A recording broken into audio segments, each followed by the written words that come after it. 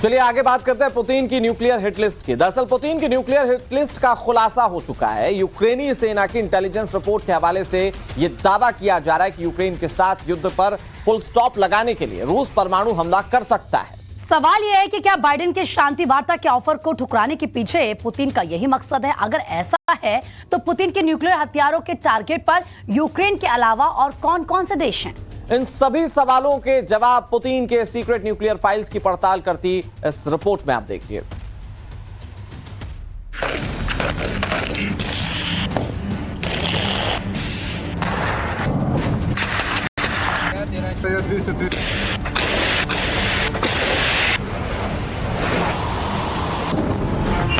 Ukraine को शमशान में तब्दील कर रही रूसी मिसाइलों की बरसात थमने का नाम नहीं ले रही।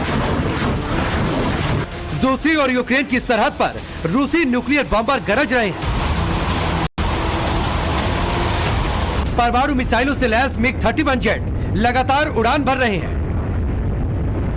ये डरावनी तस्वीरें बता रही हैं कि रूस यूक्रेन की लड़ाई अब परमाणु युद्ध के कगार पर पहुंच चुकी है।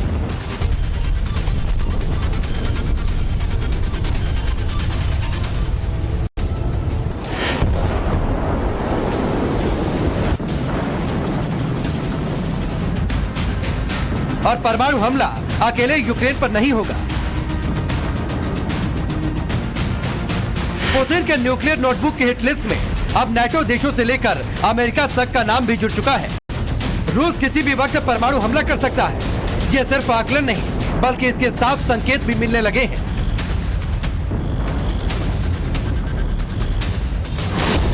रूस ने अमेरिकी राष्ट्रपति जो बाइडेन के शांति प्रस्ताव को ठुकरा दिया। रूस ने साफ साफ कह दिया कि यूक्रेन पर हमलों को रोका नहीं जाएगा। दूसरी तरफ रूसी बॉम्बर और परमाणु मिसाइलों से लैस लड़ाकू विमान यूक्रेन के आसमान से कहर बरपाने के लिए एक्टिव है। यूक्रेन से लेकर बैरेंट्स सागर में भी ऐसी बारूदी हलचल देखी गई जिससे परमाणु हमले का सायरन बज चुका है। रूस की इन तैयारियों से अटकलें लगने लगी हैं कि क्या पुतिन इस घातक बॉम्बर का इस्तेमाल यूक्रेन के खिलाफ करने वाले हैं। रूस जमीन से आसमान तक जो बारूदी जाल बिछा रहा है, क्या वो नाटो और अमेरिका से ही टकराने का संकेत है? जर्मन चांसलर ओलाफ शोल्ड से फोन पर हुई बातचीत में भी राष्ट्रपति पुतिन ने साफ कर दिया कि यूक्रेन के इंफ्रास्ट्रक्चर पर हमले बेहद जरूरी हैं। इसके साथ ही उन्होंने पश्चिमी देशों पर महाविनाशक नीति अपनाने का आरोप लगा दिया। अब तो यूक्रेन आर्म्ड फोर्सेस ने भी इस दहशत पर मुहर लगाते हुए कह दिया कि इंटेलिजेंस इनपुट के मुताबिक रूस कभी भी ऐसा हमला कर सकता है जो आज तक नहीं किया गया। रूस के Tu-95 बॉम्बर 3 जगहों पर उड़ान भरते हुए दिखाई दिए।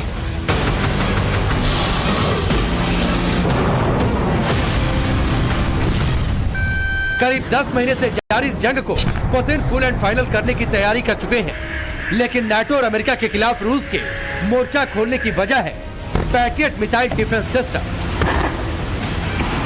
रूस यूक्रेन जंग में अमेरिका और नेटो देशों ने यूक्रेन को कई तरह के डिफेंस और मिसाइल सिस्टम दिए।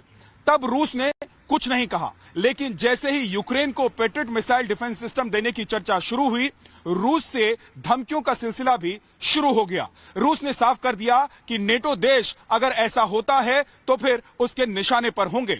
आपको बता दें कि अगर एक बार यूक्रेन को पैट्रियट मिसाइल डिफेंस सिस्टम मिल जाता है तो फिर रूस के एयरफोर्स के लिए हमला करना बहुत मुश्किल हो जाएगा। रूस की कोई भी मिसाइल यूक्रेन की जमीन को छू नहीं पाएगी।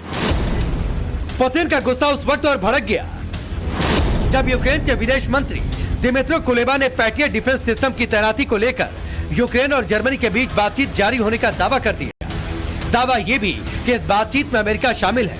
यूक्रेन का ये दावा कितना सच्चा और कितना झूठा है वो भी आपको बताएंगे, लेकिन आग में घी डालने का काम एस्टोनियाई विदेश मंत्री ओर्मस रेनसालू के एक बयान ने भी किया, जब उन्होंने दोहरा दिया कि यूक्रेन को ऐसी मिसाइलें देने की जरूरत है जो रूसी क्षेत्र के अंदर मार कर सके।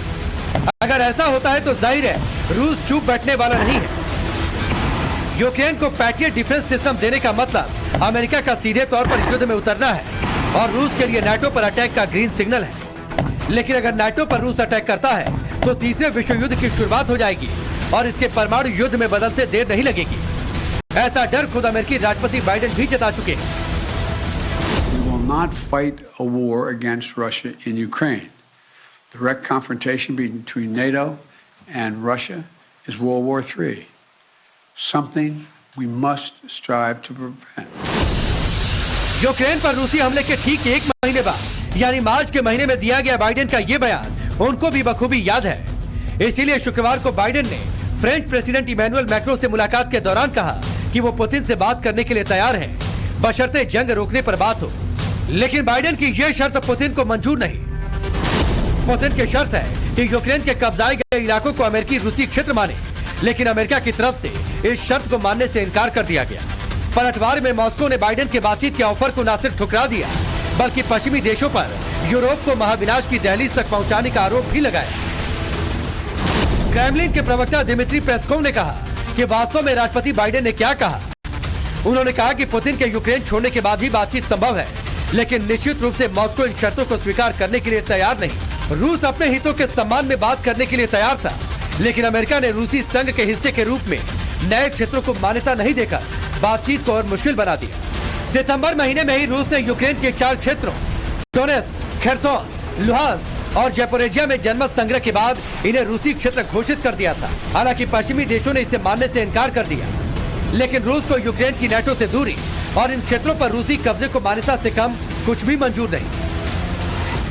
ये बात बाइडेन भी जानते हैं कि रूस से शांति वार्ता के लिए उन्होंने जो शर्तें रखी थी वो पुतिन को कभी मंजूर नहीं होंगी। अमेरिका ने कहा था कि शांति वार्ता संभव है, बशर्ते पुतिन को यूक्रेन से अपने सैनिकों को वापस बुलाना होगा, जिसे क्रेमलिन ने ठुकरा दिया। और अब ऐसा लग रहा है कि पुतिन ये तय कर चुके हैं कि इस युद्ध को वो अंजाम तक पहुंचाएंगे, और इसके संकेत मिल रहे हैं रूसी बॉम्बर और परमाणु बमों को बरसाने वाले फाइटर एयरक्राफ्ट से, जो यूक्रेन के बॉर्डर पर मंडरा रहे हैं। रूसी विदेश मंत्री सर्गेई लावरोव पहले ही अल्टीमेटम दे चुके हैं कि पश्चिमी देशों ने अगर यूक्रेन को युद्ध में मदद जारी रखी तो अंजाम तीसरा विश्व युद्ध हो सकता है, परमाणु युद्ध भी हो सकता है। तो क्या रशिया यूक्रेन की जंग उसी तरफ जा रही है जिस तरफ लावरोव ने इशारा किया? रूसी विदेश मंत्री सर्गेई लावरोव ने कहा, हम तो कहते हैं परमाणु ताकतों के बीच किसी भी तरह का युद्ध स्वीकार्य नहीं है। यहाँ तक कि अगर कोई इसे पारंपरिक तरीकों से शुरू करने का फैसला करता है तो इसके परमाणु युद्ध में बदलने का बहुत बड़ा खतरा होगा। लावरोव ने अमेरिका और नाटो देशों को जो चेतावनी दी थी उसकी तस्वीरें वॉरजोन से भी सामने आने लगी है। यूक्रेन ने दावा किया है कि रूसी सेना ने हाइपरसोनिक परमाणु मिसाइलों से लैस अपने मिग-31 लड़ाकू विमानों को बेलारूस से रूस रवाना कर दिया है। बेलारूस से जैसे ही MiG-31 के 3 लड़ाकू विमानों ने उड़ान भरी, यूक्रेन में एयर सायरन बजने लग गए और इसने यूक्रेन पर एयर स्ट्राइक का खतरा और बढ़ा दिया है। MiG-31 किंजल मिसाइल से लेस है, इसलिए यूक्रेन में डर का माहौल और ज्यादा बढ़ गया है। हालांकि मिड अक्टूबर से ही ये बेलारूस में तैनात थे, लेकिन अब रूस के निंजी नोवगोरोद रीजन में इनका ठिकाना एयरबेस में बना दिया गया है। इससे पहले सैटेलाइट तस्वीरों से रूसी बॉम्बर्स की तैनाती की खबरों ने यूक्रेन से लेकर नाटो और अमेरिका की टेंशन बढ़ा दी थी। 28 नवंबर को यूक्रेन सीमा के पास 3 रूसी क्षेत्रों सारातो, समारा और ओरेनबर्ग में रूस के बॉम्बर देखे गए, जिसके बाद यूक्रेन में भीषण बमबारी का खौफ पसर गया, लेकिन ऐसा कुछ नहीं हुआ। हाँ, इसके ठीक 2 दिन बाद यानी 1 दिसंबर को जर्मनी की राजधानी बर्लिन में नाटो महासचिव जेंस स्टोलनबर्ग और जर्मन चांसलर ओलाफ शोल्ज ने साझा प्रेस कॉन्फ्रेंस की, जिसमें उन्होंने साफ कर दिया कि नाटो यूक्रेन को पैट्रियट डिफेंस सिस्टम नहीं देगा। ये कहकर नाटो ने खुद यूक्रेनी झूठ की हवा निकाल दी और अब तो अमेरिका रूस से परमाणु हथियारों पर कंट्रोल करने वाली संधि स्टार्ट के तहत बातचीत की गुहार लगा रहा है। ये बातचीत 29 नवंबर से 6 दिसंबर तक काहिरा में होने वाली थी, लेकिन रूस बातचीत से पीछे हट गया। लेकिन अमेरिका और नाटो देशों के सिहरन उस वक्त फिर बढ़ गए जब मॉस्को से ये खबर आई कि वो 2023 में परमाणु हथियारों को तैयार करने वाले इंफ्रास्ट्रक्चर पर और ज्यादा ध्यान देगा। रूसी रक्षा मंत्री सर्गेई शोइगु ने कहा, इसके साथ ही रूस अपनी मिसाइल फोर्स की मारक क्षमता भी बढ़ाएगा।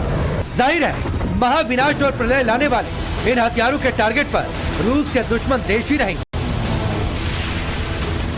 वॉरजोन से विद्यानाथ झा के साथ bureau report, times round of Bharat.